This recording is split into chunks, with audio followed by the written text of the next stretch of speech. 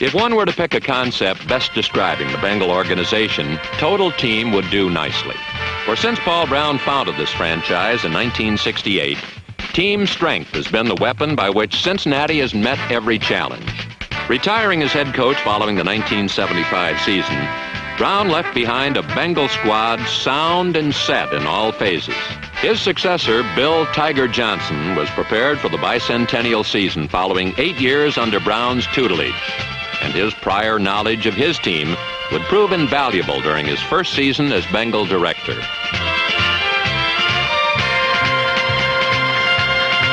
Johnson's years as an assistant were largely spent directing one of the best pass-blocking fronts in the game. Men like center Bob Johnson, number 54, the first Cincinnati draft pick ever, and Rufus Mays, Vern Holland, John Shinners, Dave Lapham, young Glenn Bujnak, and Ron Hunt, the Ken Anderson and John Reeves Protection Agency.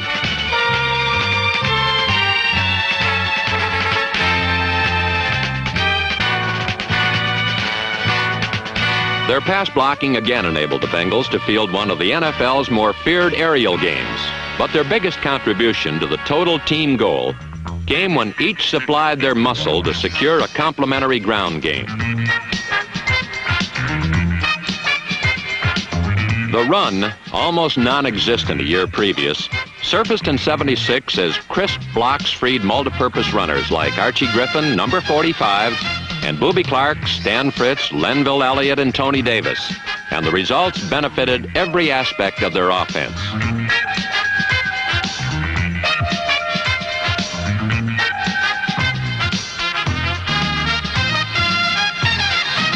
This overland power proved a complementary ploy for the pass, as defenses, now forced to respect a play fake, often realize too late the masked intention. Bengal fans witnessed an offense as subtle and diverse as any in football, an attack well stocked with pass-run talent and wired to explode from anywhere, at any time. With one major goal realized by achieving balance on offense, the Bengals' next phase of needed improvements centered in the area of the pass rush. Vital would be their ability to obtain a big, crafty rushman, molded from the fires of previous NFL battles. San Diego had just such a veteran in Coy Bacon, who, after trading his Charger blue hat for one of Bengal orange, came face-to-face with all the doubts and speculations that haunt and follow a 34-year-old defensive end. But if there were any questions about the aged talents of number 79, they were quickly answered.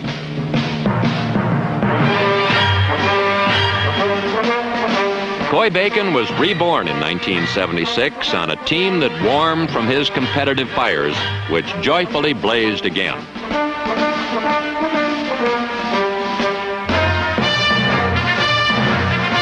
Number 79 arrived through rain, sleet, and snow to deliver the word personally. Coy Bacon was back.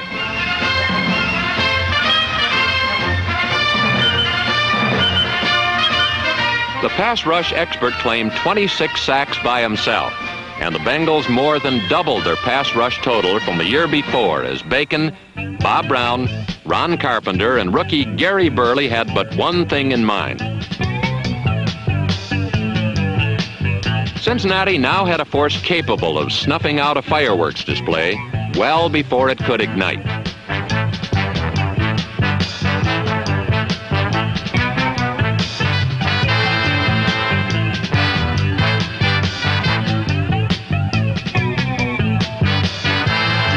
Quarterbacks, hounded into looking for a safe place to lie down, found none.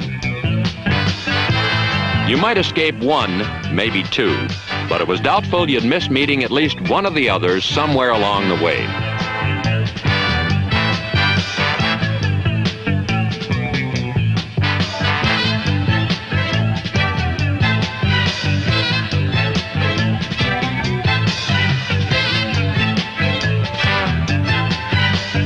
Veterans Ken Johnson and Bill Kohler added quality depth, and under such strain, quarterbacks began to crack.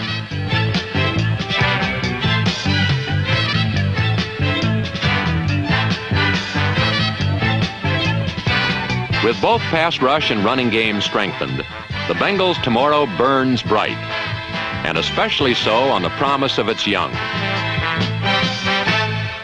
Like Dan Pastorini, Cincinnati's Ken Anderson is now a 6-year veteran quarterback. Unlike Pastorini, Anderson is about to become the NFL's all-time leading passer. Last week, Calvin Jones, Denver's 5'7" cornerback, temporarily postponed the inevitable and gave the Broncos offensive team a chance to celebrate the return of its number 1 man, running back Otis Armstrong, number 24.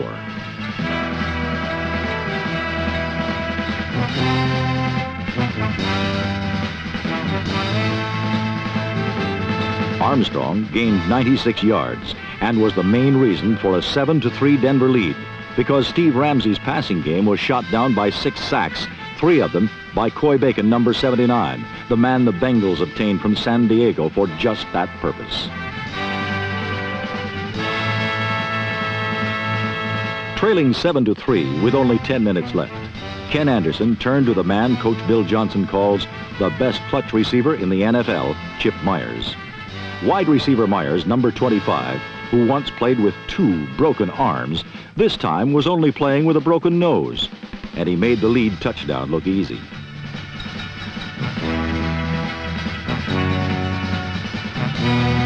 Number 1 draft choice Billy Brooks had been injured early in the game, but with receivers like Myers, Isaac Curtis, Bob Trumpy, and Bruce Coslett, number 88, Ken Anderson had little trouble passing the Bengals to 2 late touchdowns and victory over the Broncos.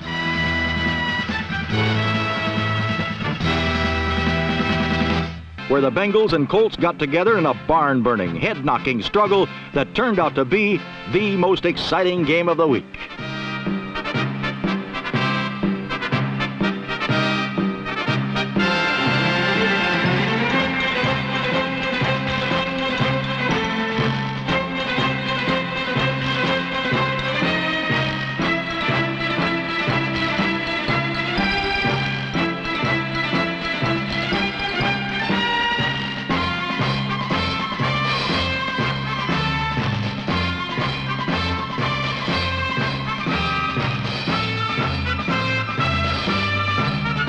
The Baltimore Colts fired the first volley of the day when Burt Jones unloaded a pass to Roger Carr, number 81. And Carr finished the 68-yard play with plenty of room to spare, a victory salute to the fans, and an impressive dipper dunk.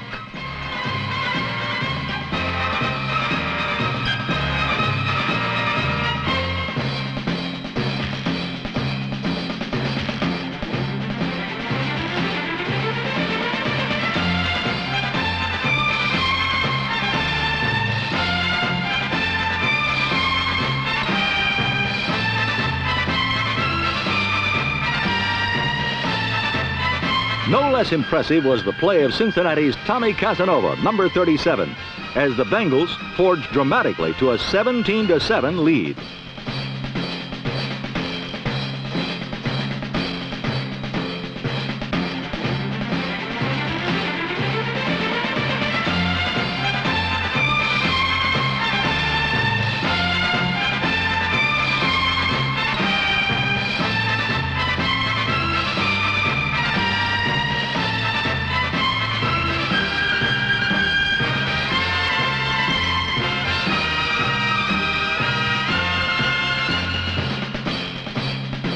Again, the Colts' nuclear strike force began pushing buttons. And again, it was a Jones-Carr-seeking missile as Baltimore closed to within 20-14 at the half.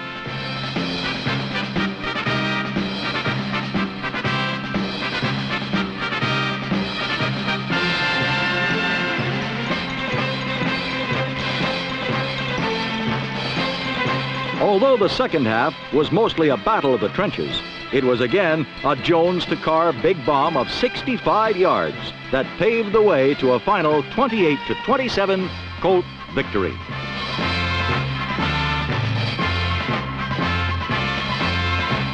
And in Crab Cake Corners, where only a short time ago a coach and his owner were doing a clever imitation of a Burton-Taylor breakup, victory and a rifle arm have turned discord into a voluble and harmonious fiesta. Ken Anderson, at 27 years of age, became the all-time efficiency rating leader, leading Cincinnati to a 28-7 win over the Packers. But more important for the Bengals, a running back, double Heisman winner Archie Griffin, number 45, had his best day as a pro.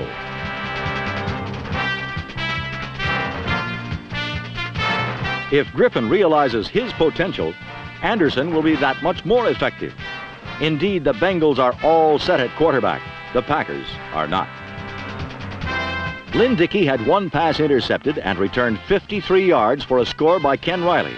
And later, Tommy Casanova repeated Riley's act for 33 yards, scoring for the second straight week. For Dickey, it was a terrible day. Just 5 completions on 20 attempts, 5 times sacked, and 1 peculiar incompletion.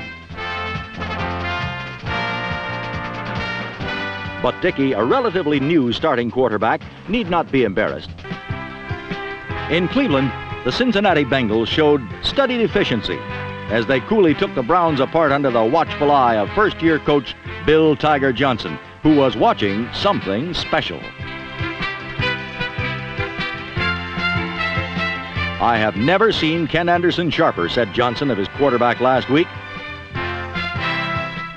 Indeed, Anderson connected on 4 scoring passes, this one to Lenville Elliott.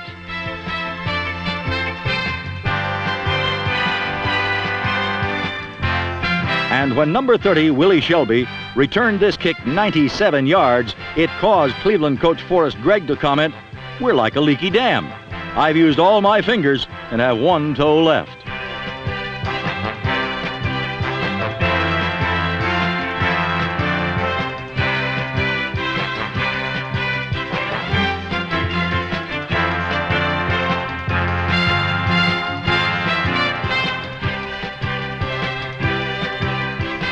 But even the Army Corps of Engineers couldn't have stopped Kenny Anderson last week.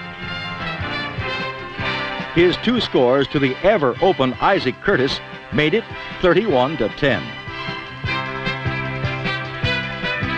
Finally, a 29-yard catch and run by Elliott squelched a minor Cleveland rally, and the Bengals kept pace with the Oilers in the AFC Central by winning 45-24.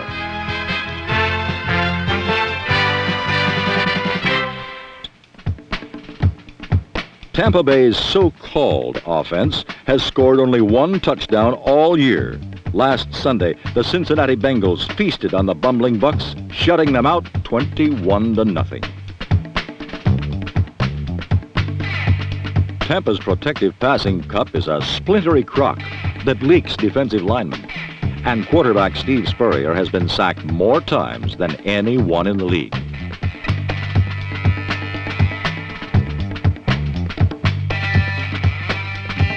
Says Buccaneer coach John McKay, "We couldn't find the end zone with a seeing eye dog."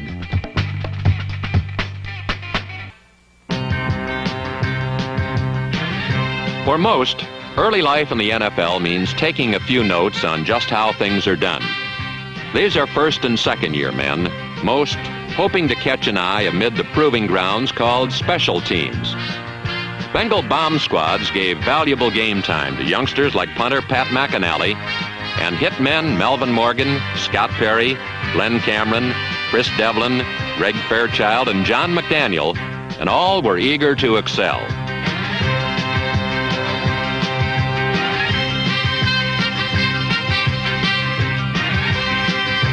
Some used this demolition derby as a stepping stone to a starter's role. One was Bo Harris, number 53. A second-season outside linebacker who graduated from busting kick return wedges to strong side sweeps.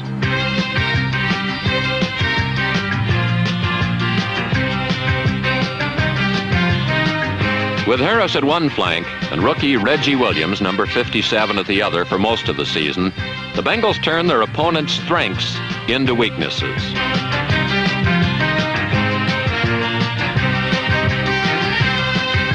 While Bo Harris and Reggie Williams lent young, tough talent to the Bengals' total team approach, rookie place kicker Chris Barr gave Cincinnati 3 points from as far away as 51 yards.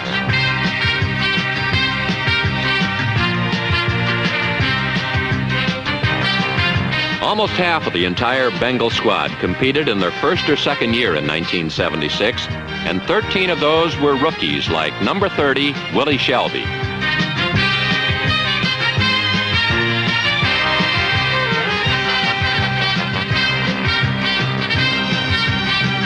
Youngsters like Shelby recognize kicking team experience not only opens avenues to a regular's job, but gives one the opportunity to earn the respect of veteran teammates as well. But while special teams glow with promise for a player in his first season, by the third year, they can be the source of worry and doubt.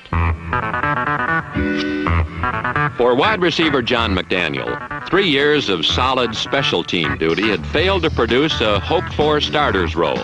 But though seemingly relegated to bomb squad obscurity, number 86 never forgot his goals or those of his team. And when finally given his chance, John McDaniel was ready.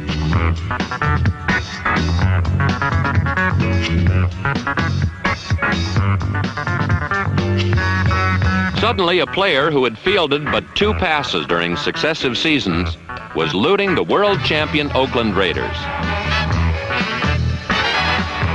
John McDaniel set club records this night with 9 catches for 201 yards. But while these feats signaled a belated arrival for one young Bengal, another was simply trying to outrun a reputation. Archie Griffin, the only man to ever win 2 Heisman trophies, hustled down the road from Columbus and stepped right into the Cincinnati huddle. Skeptics viewed Archie's smallish 5'9", 190-pound frame as reason enough to doubt his credibility amid the big man's game of the NFL. And Heisman-hungry defenses did their share to confirm this judgment.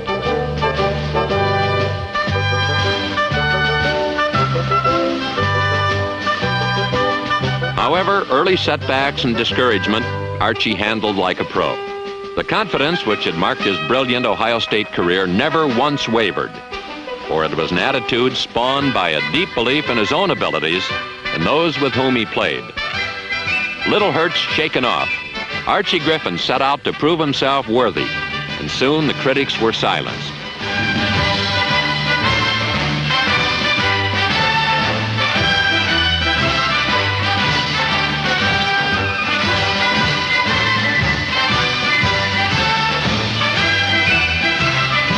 Just like the little engine who could, number 45 thought he could and thought he could, until pretty soon, everyone, including himself, knew he could.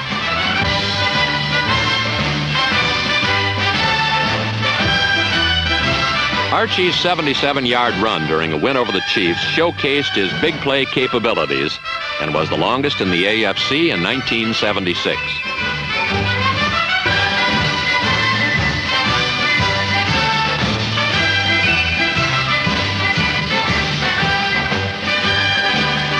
With all obstacles a Heisman reputation brings well behind him, Archie Griffin was accepted for what he had always wanted, and that was to be merely one of 43 Bengals, equally doing a part to give Cincinnati the... In Houston, Oiler quarterback Dan Pastorini could find no place to hide from the AFC's top-ranked defensive team, the Cincinnati Bengals.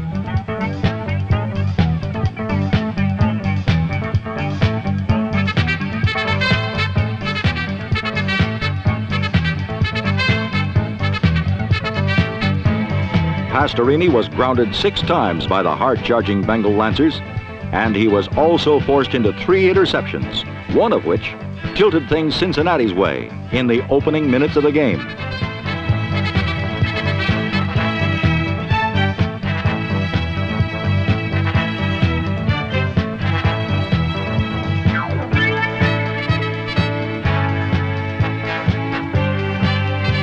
Cornerback Ken Riley had the Bengals in perfect position, but it still took the acrobatic team of Ken Anderson and Isaac Curtis to score the touchdown.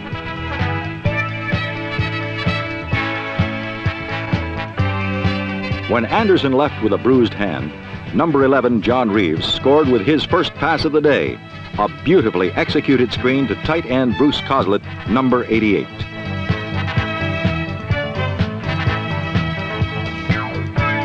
The play of the game, and probably of the week, was started by the charge of Bengal defensive tackle Bob Brown. Defensive end Coy Bacon, who had 3 sacks himself, rumbled downfield until he finally heard the cries of rookie safety Melvin Morgan, number 21. The 80-yard fumble recovery clinched Cincinnati's 3rd straight over Houston, 27-7, and left the Bengals alone at the top of the NFL's most competitive division, the AFC Central. The churning waters of the Ohio River serve as an appropriate symbol for the fierce rivalry in the NFL's most competitive division, the AFC Central. Last week, Cincinnati's Riverfront Stadium was the site where the frisky first-place Bengals tried to ward off the challenge of the surprising Cleveland Browns, merely a single game behind. The Bengals were wary of not only arch-rival Cleveland, but also Houston and Pittsburgh, both much in the race for division honors. The Cincinnati defense ranks first in the American Conference, but last week they had their hands full as Cleveland unleashed a tiger of its own. Irrepressible Greg Pruitt, running on an extremely sore sprained ankle, raced for 124 yards. Pruitt has been doubly dangerous this season because Cleveland has been using him on short passes and screens to exploit his speed. But against Cincinnati, even perfectly executed screens like this one failed to spring Pruitt loose because of great play by the Bengal linebackers. Reggie Williams stripped Pruitt's interference and allowed number 55, Jim LeClaire, to knife in from the side and make the tackle. Cleveland had many chances to score, but could not capitalize. Twice, they drove to the Bengals 7 and 11, and each time were denied. Once, on a 41-yard fumble by Pruitt and assorted other players.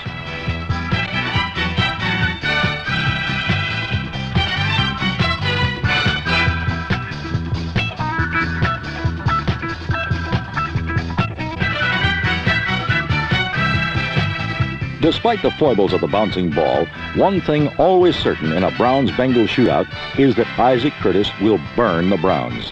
His 69-yard touchdown pass from Ken Anderson was his 17th in 4 years against the Browns as the Bengals increased their lead over Cleveland and Houston to 2 full games.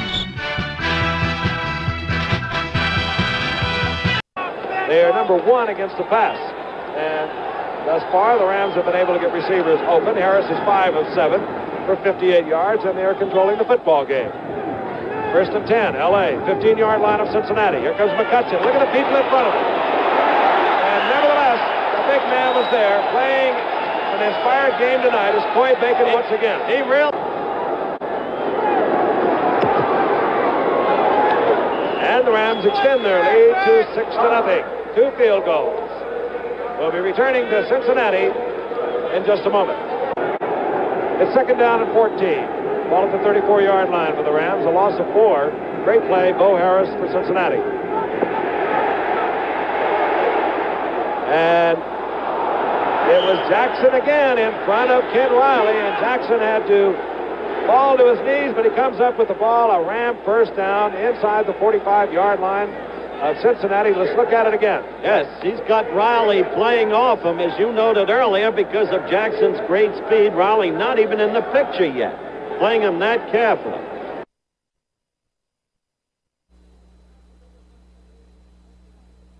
Back at Riverfront Stadium in Cincinnati, the score at halftime. The Rams leading the Cincinnati Bengals 6-0. 2 for the balls on the 9-yard line. Booby Clark, right side.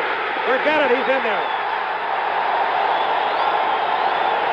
Didn't take long, did it?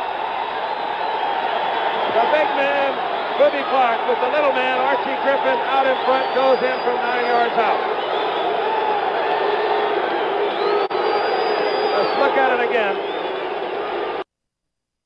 Dave Lapham, the right guard, out in front, number 62. Good block against Jim Youngblood, and a good block by Archie Griffin, a complete football player. 62, Lapham from Syracuse really did a job there. Chris Barr, conversion, good. Cincinnati leads. Cincinnati, in the opening minutes, capitalizes on a fumble. They lead the Rams 7-6. We'll be back in just a moment, as they generally do, through the air. Let's look at it again. What a beautifully judicious use of the tight end, who used to catch so many a few years back, who's left the job open to Curtis and others. But what a marvelous drive, engineered by the Kenny Anderson we've grown accustomed to seeing. Look at that. The hit by Simpson, too late. Chris Barr for the conversion.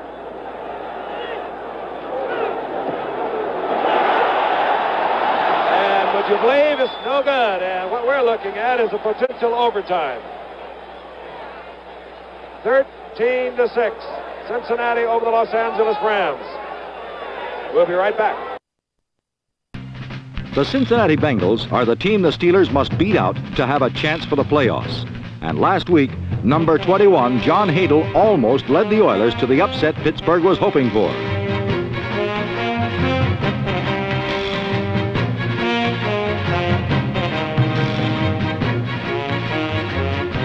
Billy Johnson's catch on 3rd and 27 was the biggest play of the first half, as Houston built a surprising 10-point lead over the first-place Bengals.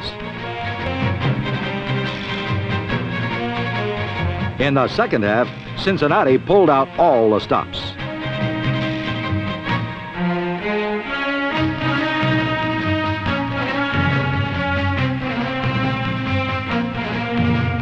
The play had gone from Anderson to Elliott to Curtis to Anderson to Trumpy, and the Bengals were finally off and winging. A little later, Ken Anderson found a more direct approach to the end zone.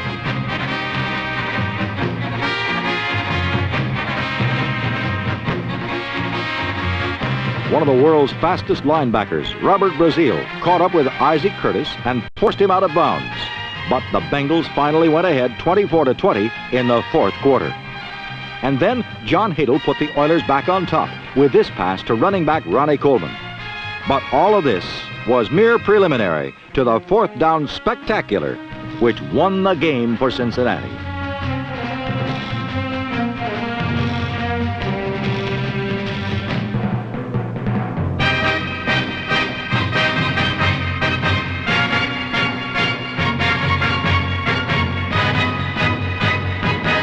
Isaac Curtis said, "I was a pretty good halfback in college, but the coach used me mostly as a blocker. This is more fun." Original Bengal Bob Trumpy said, "We used to lose this type of game, and championship teams need victories like this. We gave Isaac the game ball, but we should have given him a Cadillac."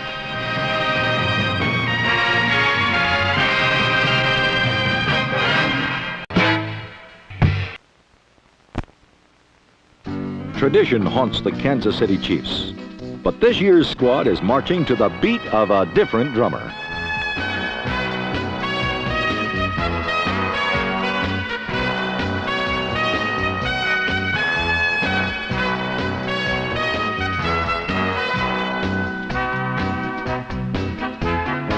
The resurgent Chief offense has ranked at or near the top of the American Conference for the entire season.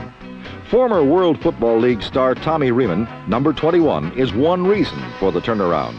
But even more influential has been the superb season-long play of quarterback Mike Livingston. After years as Len Dawson's heir apparent, Livingston inherited the starting job this season, and his performance has been nothing short of remarkable.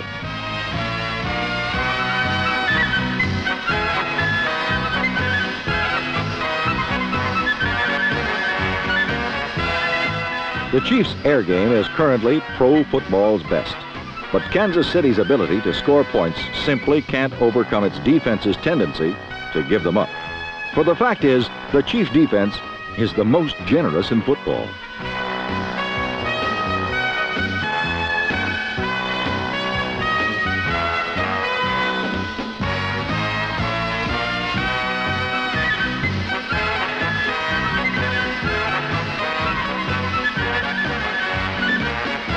Archie Griffin's 77-yard sprint inspired Cincinnati's normally sluggish ground attack as the Bengals rolled up 269 rushing yards and 4 touchdowns en route to a 27-24 victory. Cincinnati's performance confirmed an old maxim about defensive football. If you can't stop the other guy, you ain't going nowhere.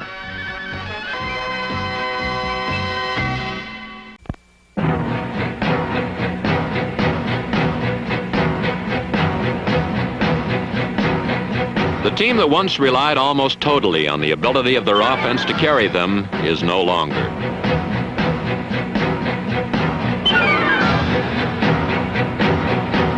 Bengal defense, coordination and execution geared for the big play and mean at midfield or goal line. Cincinnati met a Cleveland goal line challenge by refusing a touchdown despite 8 pops inside the 10 during a 21-6 win. 1 week later, the Los Angeles Rams fared no better as the Bengals won again. But be it midfield or goal line, Bengal theory was simple. Apply as much pressure as possible, then reap the rewards.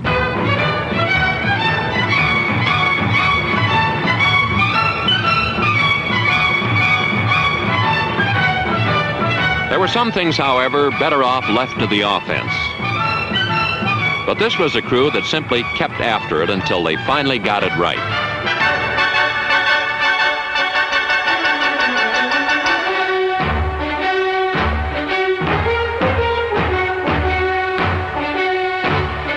Coordination was such that as soon as one man was picked off, others quickly filled the void with power.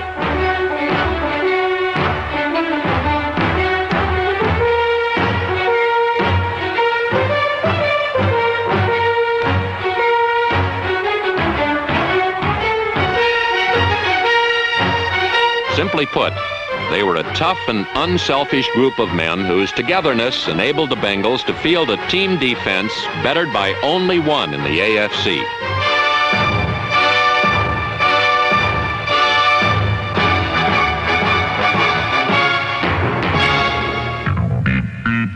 With a CB handle like backbreaker, Jim LeClaire's execution as the Bengals' middle linebacker was also well defined. For this was one two-wheeler that, though he wore double nickels, never once stayed within the nation's speed limit while letting the hammer down on a trap, screen, or sweep.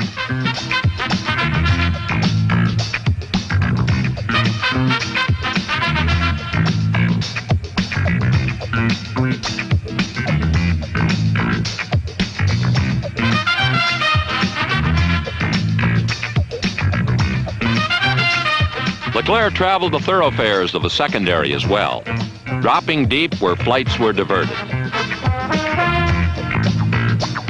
Mobile linebackers take away a quarterback's outlet pass, and the fact is, all Bengal linebackers like veteran Ron Pritchard went all out to do this. For since pro football is a passing game, there is nothing more important than coordinating your defense to stop it. Cincinnati achieved this in 1976 on the combined skills of some of the best athletes in the game. Men like cornerback Lamar Parrish and strong safety Tommy Casanova, number 37.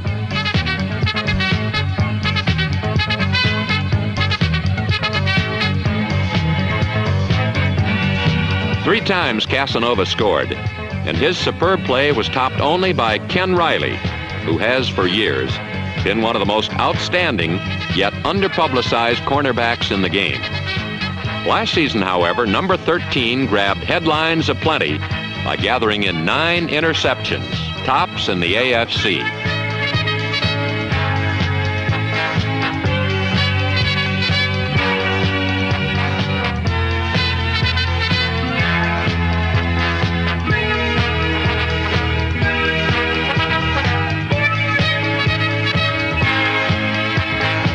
The aftermath was a season of which to be proud for Ken Riley.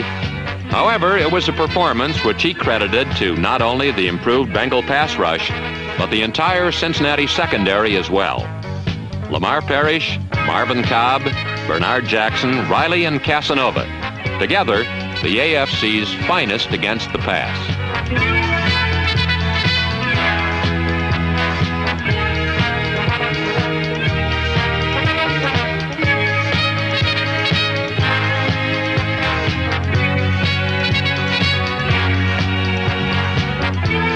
Exceptional talent, shared accomplishment, and absolute confidence in themselves to carry out an assignment as called. All of this made the Cincinnati defense a total team.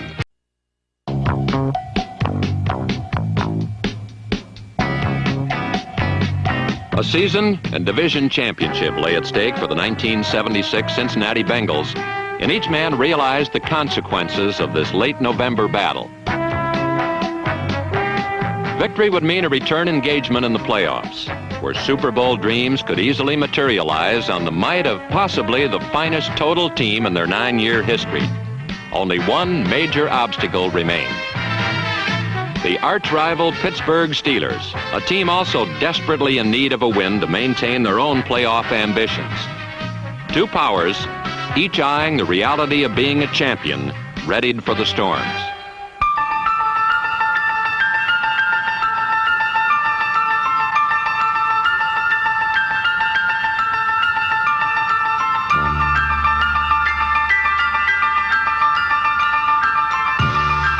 Battle lines, drawn by the elements, bound both to basic ball control, and the end result was a real snowball fight.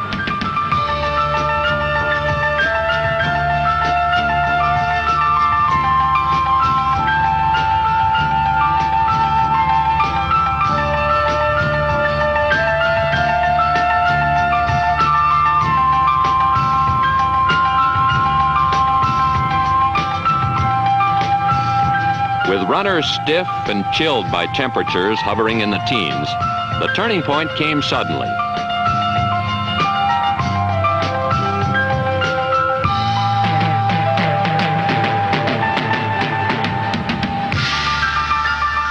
Given superb field position, the Steelers seized the opportunity, made visual contact, then touched down in the Cincinnati end zone.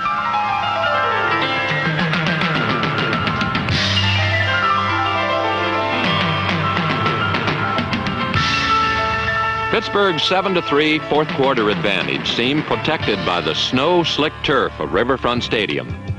But against all odds, the Bengals trod the tightrope of a comeback.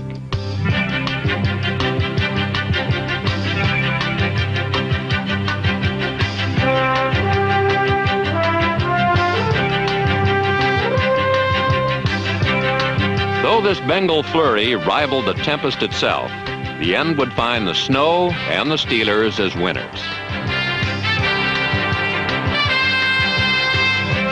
Wedged between the forces that would shape the AFC Championship, this loss to Pittsburgh, followed by one to Oakland, left Cincinnati without a playoff berth. Though cast a bitter ending, 1976 was a year of achievement for these men, a season where improvement in vital area gave these Bengals the look of a total team. In Cincinnati, the worst possible conditions almost conspired to keep the Pittsburgh Steelers from any further chance for the playoffs. The Bengals had managed a field goal before the snow had started, and in the second half, the AFC's two best defensive teams were not about to allow any further scoring on the Riverfront Stadium Astro Rink. Any kind of big offensive play had to be part skill, part miracle.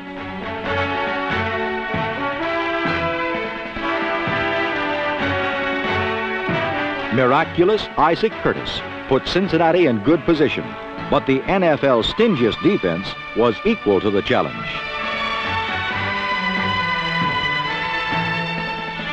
For the 6th time in 7 games, the Steeler defense did not allow a single touchdown. The Steeler offense scored only one, the 13th and by far the most important for Franco Harris. Looking ahead to Monday night's game between Cincinnati and Oakland, one Steeler mused, "Now, we need the good Lord and the Oakland Raiders." And what a combination that is.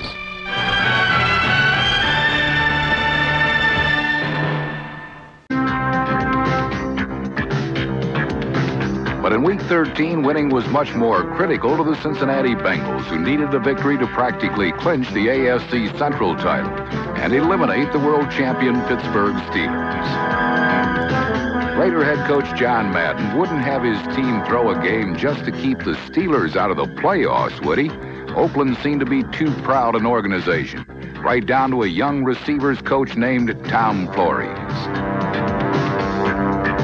The Raiders were led by the NFL's #1 passer in Ken Stabler, but it would take a total team effort to convince the nation that Oakland was committed to winning, no matter what.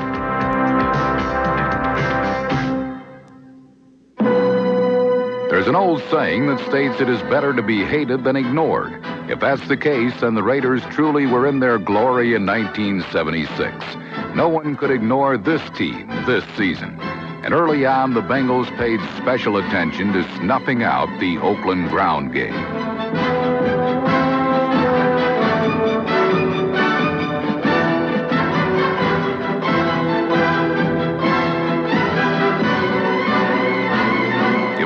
defense appeared ready to take on the Raiders, the Cincinnati offense looked ready to take on the world as quarterback Ken Anderson dropped the first bomb of the night. Number 86, John McDaniel, was a last-minute substitute for Chip Myers, and his fill-in catch gave the Bengals a quick 6-0 lead. Bengals Anderson had found the same in John McDaniel. McDaniel hadn't caught a single pass all season coming into this game. But against the Raiders, this forgotten man suddenly became Anderson's leading man as he hauled in a whopping 9 receptions.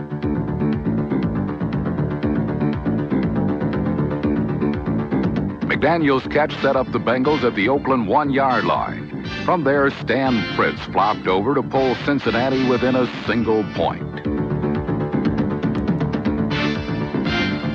Though Fritz's score wasn't a thing of beauty, it was functional in reducing the Raider lead to 14-13. But it also provoked the silver and black defense to rear its ugly head.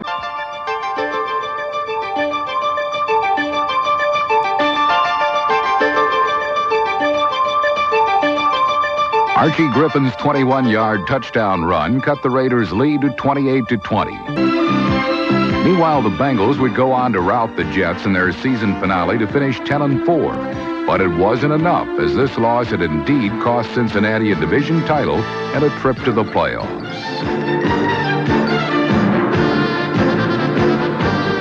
No matter how much Raider fans disliked the Steelers, this Oakland victory paved the way for Pittsburgh to reach postseason play. But the Raiders would go on to prove that no one, not even the Steelers, could stand in their way this season. Oakland defeated Pittsburgh 24-7 in the AFC title game, and then crushed Minnesota in Super Bowl XI, thus dispelling any doubt of this team's commitment to excellence. New York Jets. Cincinnati defensive backs pirated 6 interceptions against Gotham quarterbacks, giving the Bengal offensive platoon great field position all day. There were times when Cincy didn't even need to be close to the Jet end zone, such as when Ken Anderson hit wide receiver Isaac Curtis on an 85-yard touchdown play.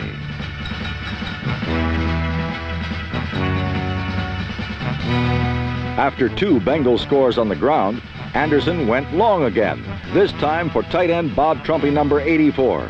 The lopsided win over hapless New York gave the Bengals a 10-4 seasonal mark and a share of first place in the AFC Central. But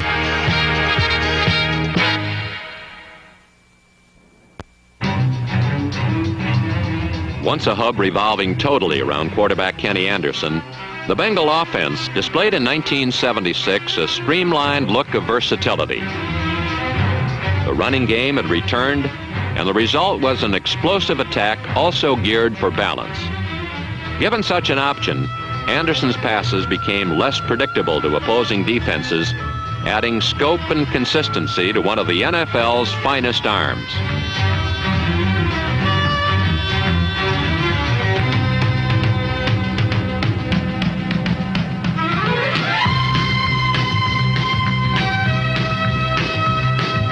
Number 14's Thunderbolts made him the NFL's all-time leading passer in only his 6th season.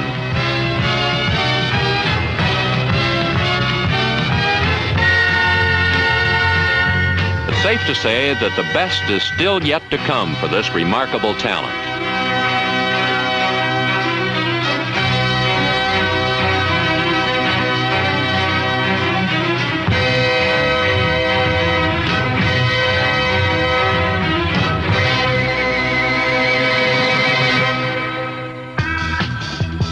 Anderson's achievements are, by his own admission, the end product of good pass protection and a talented and diverse core of receivers. One being Billy Brooks, Cincinnati's smooth-striding first draft pick of a year ago.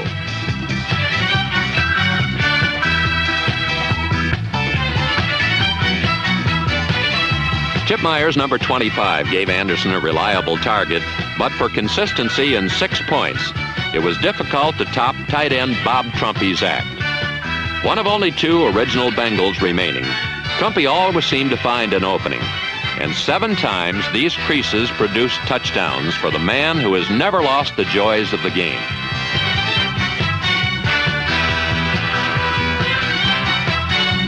But while wonderful receivers are abundant in Cincinnati, the amazing one glides to a different beat. Isaac Curtis, all of what a receiver should be. A secondary's embarrassment and Kenny Anderson's delight.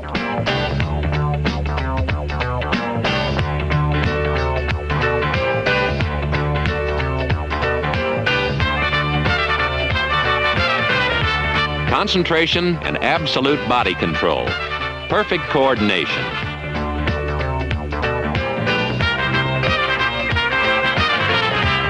This and more makes number 85 one of the most exciting players in the NFL. Throw in pure speed, and you have a talent his quarterback describes as one whom he must get the ball to swiftly, as he does get out of range quickly.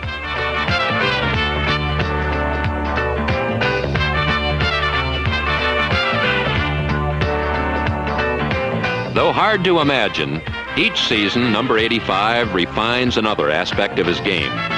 Last season he polished his open field escape routine.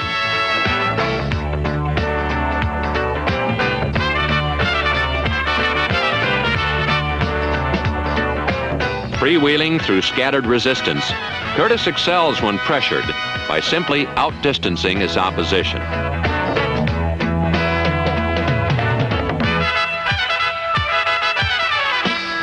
Sunday after Sunday, the exploits of Isaac Curtis are revered by Bengal faithful, who have, during 4 seasons, seen number 85 make impossible situations look routine. Such was the case against the Houston Oilers in Week 10, when, with but 42 seconds remaining and trailing by 3, the Bengals desperately needed a miracle for victory.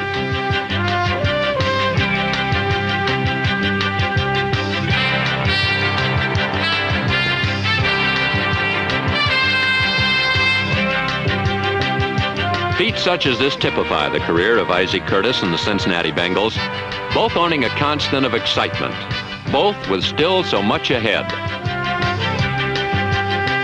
Improved team phases realized one season mold men that will better these feats during the next. So for the Cincinnati Bengals, 1976 produced 10 victories, and was but another year in which a shining tradition beckoned a team founded upon individual strengths geared for the whole. A concept which has made these men consistent winners and a total team.